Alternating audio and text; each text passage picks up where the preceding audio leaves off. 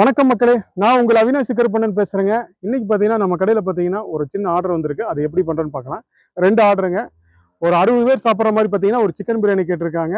10 kilo அரிசி 10 kilo கறி போட்டு 10 கிலோ சிக்கன் பிரியாணி செய்ய போகிறோம். அதுபோக பார்த்தீங்கன்னா தயிர் சட்னி குழம்பு வாழை இலை கேட்டிருக்காங்க. 2வது ஆர்டர் பார்த்தீங்கன்னா அப்படியே கடை ரன்னிங்கில் பார்த்தீங்கன்னா ஒரு 20 பார்சல் சிக்கன் பிரியாணி கேட்டிருக்காங்க. இந்த 2 ஆர்டர் எப்படி பண்ணுறேன்னு பார்க்கலாம். வாங்க. 10 கிலோக்கு உண்டான மசால் பார்த்தீங்கன்னா இப்போ ரெடி ஆயிடுச்சு. அது கொஞ்சம் காமிக்க முடியல, கடை வேலை இருந்தங்காட்டி எல்லாமே எடுக்க முடியலைங்க. அடுத்த ப்ராசஸ் போயிடலாம். ஓகே, மசால் தண்ணி பார்த்தீங்கன்னா ரெடி ஆயிடுச்சு. ஓகே, மசால் ரெடி ஆயிடுச்சுங்க. அடுத்து பார்த்தீங்கன்னா கறி போட்டாச்சு. கறி வந்து இதுலேயே நல்லா ஊறிடும் நமக்கு. இந்த டைமிங் பார்த்தீங்கன்னா ஒரு 5 நிமிஷம் 6 நிமிஷம் கறி இதுலேயே ஊறிடும். இந்த மசால் போட்டு அதுக்கப்புறம் கறியை போட்டோம்னா வந்து தண்ணி அதிலே ஊறிடும். பட் பார்த்தீங்கன்னா கறி வந்து உடையாது. மேக்ஸிமம் பார்த்தீங்கன்னா நீங்கள் வெறும் மசாலில் போட்டு கொஞ்ச நேரம் ஊற வச்சு போடும்போது முன்னாடி சிக்கன் வந்து ரொம்ப சாஃப்ட்டு. அந்த ஒரு சக்கை பீஸை தவிர மீதி எல்லாமே பார்த்தீங்கன்னா உடைய ஆரம்பிச்சிடும். அதனால தான் தண்ணியை போட்டு அதுக்கப்புறம் சிக்கனை போட்டோம்னா மசாலும் ஊறிடும், பீஸும் பார்த்தீங்கன்னா நமக்கு உடையாமல் வந்துடும். அதுக்கு தான் வந்து இந்த மெத்தட் போடுறோம். இப்போ பார்த்தீங்கன்னா ப்ரெஷர் கொடுத்தாச்சு. சட்டிக்குள்ளே நெருப்பு வருது பாருங்க.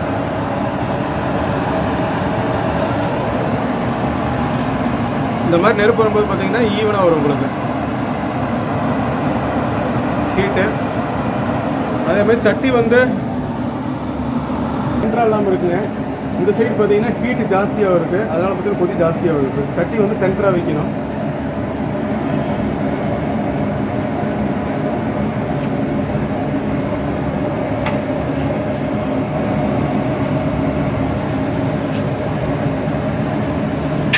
மசாலில் வந்து தண்ணி போட்டு நம்ம அடுப்பு பற்ற வைக்கும்போது பார்த்தீங்கன்னா தம்மு வந்து போட்டிருக்கு. அரிசியை போட்டு கறியை போட்டு அரிசியை போட்டு ரெடி ஆனதுக்கப்புறம் அப்போ வந்து பார்த்தீங்கன்னா கரெக்டாக அந்த கணிச்சு நெருப்பு வந்து நல்லா பதமாக கணிச்சு வந்துடுவாங்க. பார்த்தீங்கன்னா நடுவில் வச்சுருக்கேன் தேக்கு வந்து கரெக்டாக அந்த பவர் வருது பார்த்தீங்களா, நெருப்பு வருது இல்லை பர்னரு, அதோட சென்டரில் வச்சோம்னா கொதி வந்து ஈவனாக வந்துடும். அந்த சென்டர் வந்து கொஞ்சம் கரெக்டாக பார்த்துக்கிறது ரொம்ப நல்லது.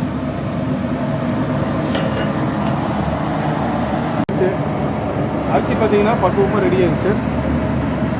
ஒரு 20 to 25 நிமிஷம் ஊற வச்சாச்சு அரிசி. பார்த்தீங்கன்னா மசாலா வந்து கறி வந்துருச்சு. இப்போ வந்து அரிசி போடும்போது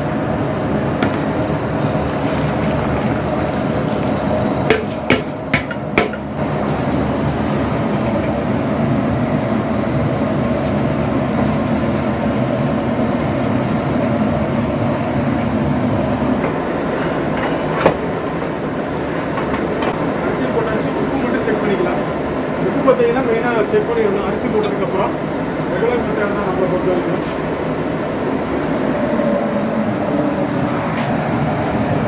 ஆயிலை பூராத்தி ஒதுக்கி விட்டு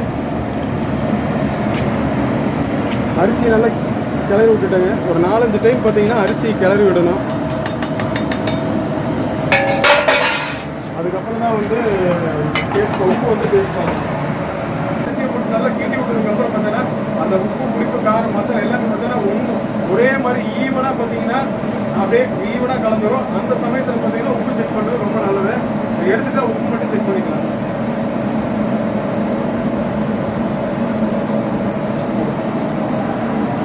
பர்ஃபெக்டாக இருக்கும். உப்பு புளிப்பு காரம் பிரியாணிக்கு இது 3 தாங்க மெயின். இந்த 3மே பார்த்தீங்கன்னா பக்காவாக இருக்குது. இனி வந்து தைரியமாக நம்ம போய்க்கலாம். இந்த ஸ்டேஜில் உப்பு செக் பண்ணுறது மெயினான விஷயம். உப்பு போடல எல்லாமே வீணாக போயிடும். பட் அதனால் நீங்கள் பிரியாணி வீட்டில் செஞ்சாலும் சரி, வெளியே ஃபங்க்ஷனில் செஞ்சாலும் சரி, கடைக்கு செஞ்சாலும் சரி, உப்பு வந்து கொஞ்சம் கரெக்டாக செக் பண்ணி இந்த ஸ்டேஜில் செக் பண்ணுறது நல்லது. ஓகேங்களா?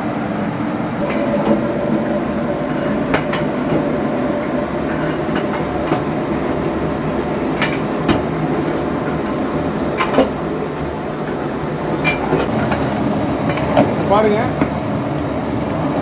இன்னொரு கரெக்டாக ஒரு 3 நிமிஷத்தில் இறங்கிடலாங்க. மேக்ஸிமம் ஒரு 2 நிமிஷம் 3 நிமிஷம் வந்து தம் போடுறதுக்கு கீழே இறங்கிடலாம் அடுப்பு விட்டு.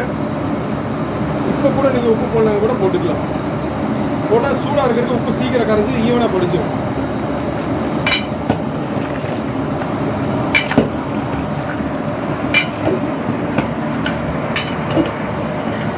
இந்த கரண்டி வந்து கபீர்னு சொல்லுவாங்க.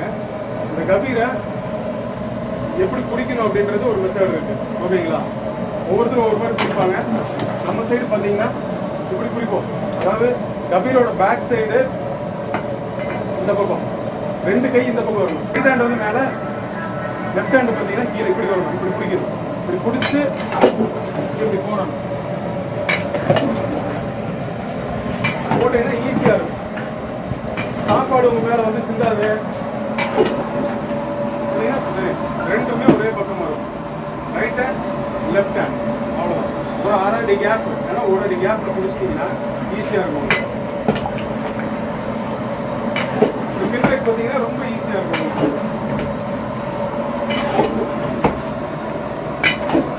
அப்புறம் நீங்கள் பழக்கமானதுக்கப்புறம் நீங்கள் ஒரு வீடியோ கூட கிட்டலாம், ஒரு பிரச்சனை இல்லை. பட் இப்படி போடுறது ஒரு நல்ல வே, கரெக்டான வே.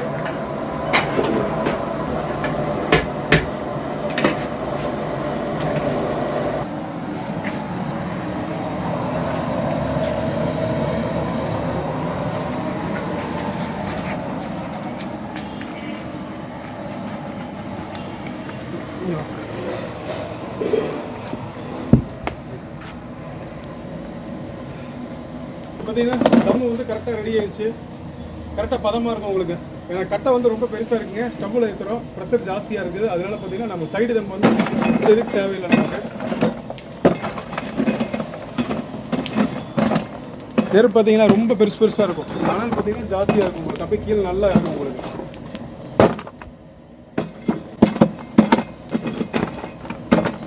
சைடு தம் வந்து போடணுங்க. இது கறி வந்து நிறையா இருக்குது.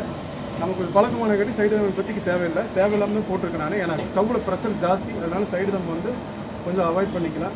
ஓகே, இப்போ இவ்வளோ தான் நெருப்பு இருக்கா, பக்கத்தில் கூட போக முடியல. அந்தளவுக்கு கனவு ஜாஸ்தியாக இருக்கும். இப்போ தம் வந்து சூப்பராக இருக்கும். ஒன்றும் இல்லைங்க, இப்போ தேக்கோட ஹைட் இருக்குல்ல, இந்த தேக்கோட ஹைட் இருக்குல்ல, இந்த ஹைட்டுக்கு பார்த்தீங்கன்னா இந்த நெருப்பு வந்து அப்படியே கீழே இருக்கும். அது எப்படி நல்லா தம்மாகிறது கண்டுபிடிக்கிறது ஒரே வழி. அதே ஹைட்டுக்கு நீங்கள் கையை வச்சிங்கன்னா 1 செகண்ட் இல்லைன்னா 2 செகண்ட் கூட கை வைக்க முடியாது. பார்த்தீங்கன்னா தெரியும். அதே ஹைட்டுக்கு கை வச்சோம்னா வைக்க முடியாது. அதான் கணக்கு. அதுதான், ஏன்னா எந்த அளவுக்கு ஹீட்டு மேலே வருதோ அந்த அளவுக்கு ஹீட்டு கீழே போகும். அப்போ தம்மு வந்து பர்ஃபெக்டாக விழுதுன்னு அர்த்தம். இது ஒரு மெத்தட் செக் பண்ணுறதுக்கு ரொம்ப ஈஸியான வழி. அவ்வளோதான். நீங்கள் தேக்கோட ஹைட்டை வந்து கனெக்ட் பண்ணி அந்த தேக்கோட ஹைட்லேருந்து அந்த மேலே எட்ஜிலேருந்து மேலே எட்ஜுக்கு கரெக்டாக கை வச்சிங்கன்னா ஒரு 2 செகண்டு கூட வைக்க முடியாது. அந்த அளவுக்கு ஹீட் இருந்துச்சுன்னா உங்களுக்கு வந்து தம்மு வந்து பதமாக அருமையாக ஹீட் வந்து கீழே போகுதுன்னு அர்த்தம். எந்த அளவுக்கு ஹீட் வந்து மேலே வருதோ அந்த அளவுக்கு ஹீட்டு கீழே வரும். அதுதான் மெத்தடு. இது ஒரு மெத்தட். ஓகேங்களா? அடுத்து கடைக்கு ஏற்றணும், பார்க்கலாம். ஆட்டோ யார்கிட்ட சொல்லியிருக்கேன்? லேட் பண்ணிட்டு போகிறது தமிழ் இருக்கணும்.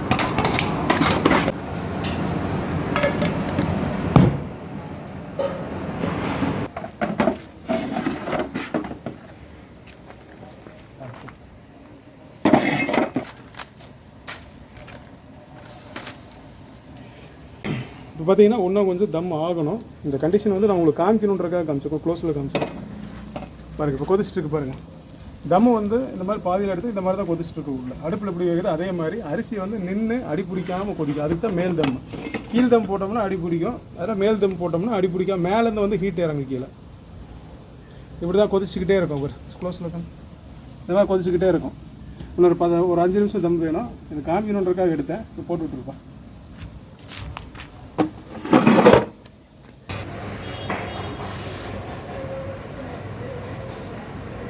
தம் எடுத்துடலாங்க. தம் ஆயிடுச்சு. ஓகே, இப்போ பாருங்கள் இந்த அளவுக்கு பக்குவமாக இருக்கும். பார்த்தீங்கன்னா இங்கிருந்து ஒரு 10 கிலோமீட்டர் போக வேண்டியது இருக்குது. அதனால் தம் வந்து கொஞ்சம் பதமாக எடுத்துட்டோம்னா அந்த ஈரப்பதமும் பசும் அப்படியே இருக்கும் உங்களுக்கு. கொஞ்சம் லூஸ் பண்ணி விட்டுக்கலாம். அதனால் இந்த பக்குவத்தில் கொடுக்குறது ரொம்ப நல்லது. பார்த்தீங்கன்னா தெரியும். க்ளோஸில் இப்போ இங்கே பார்த்தீங்கன்னா தெரியும். தெரியுதுங்களா? இந்த மாதிரி பக்குவத்தில் கொடுத்துட்டோம்னா போகிற வரைக்கும் பார்த்தீங்கன்னா இந்த பசப்பு அப்படியே இருக்கும் உங்களுக்கு. ரொம்ப அதிகமாக தம் போட்டு கொடுத்துட்டிங்கனாலும் ரொம்ப சிரமம். வர நான் போகிறக்குள்ள. அதெல்லாம் பார்த்தீங்கன்னா இந்த மாதிரி பக்குவத்தில் கொடுத்தீங்கன்னா இந்த பசு பார்த்தீங்கன்னா மின்னும் தெரியுதுங்களா? இந்த பசு வந்து அதிகமாக இருக்கும். அந்த மாதிரி கொடுத்துக்கலாம் உங்களுக்கு. அதே மாதிரி சுற்றி லைட்டாக ஒரு லூஸ் தம் லைட்டாக உடச்சி விட்டு கொடுத்துட்டோம்னா பீஸ் உடையாது. கொஞ்சம் லைட்டாக ஆறும், பட் பீஸ் உடையாமல் பார்த்துக்கலாம். இல்லைனா பீஸ் வந்து அந்த தம்முலேயே இருந்துகிட்டே இருந்துச்சுன்னா ஒரு பார்த்தீங்கன்னா 1 மணி நேரம் ஹீட் இருக்கும். அந்த ஹீட்டில் பார்த்தீங்கன்னா உங்களுக்கு வந்து பீஸ் பூரா பார்த்தீங்கன்னா அப்படியே உடஞ்சிரும் உங்களுக்கு. ஓகே இலை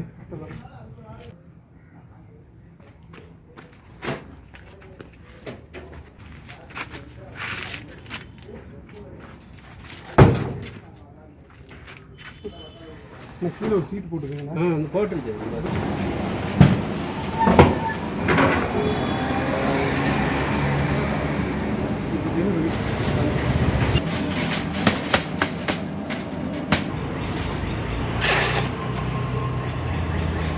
பார்த்தீங்கன்னா ஆர்டர் வந்து 10 கிலோ ரைஸ் 10 கிலோ கறிங்க, 60 பேர் சாப்பிட்ற மாதிரி கேட்டிருக்காங்க.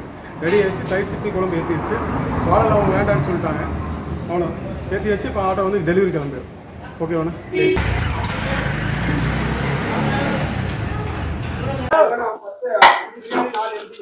லெக் எவ்வளோ? 5 பீஸா? ஃபர்ஸ்ட் அந்த 20 பிரியாணி க்ளோஸ் பண்ணிடுங்க.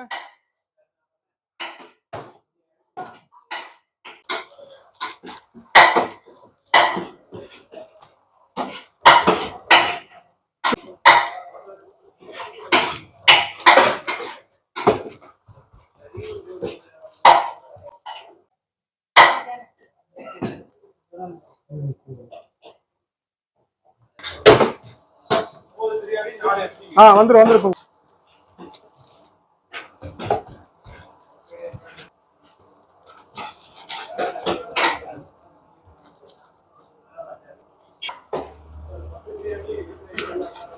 அதுக்கப்புறம் அப்படியே கண்டினியூ பிரியாணி அடிச்சுக்கலாம்.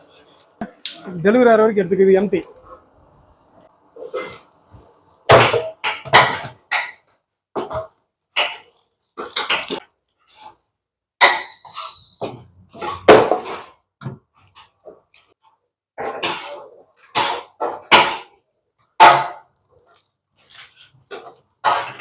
Yes.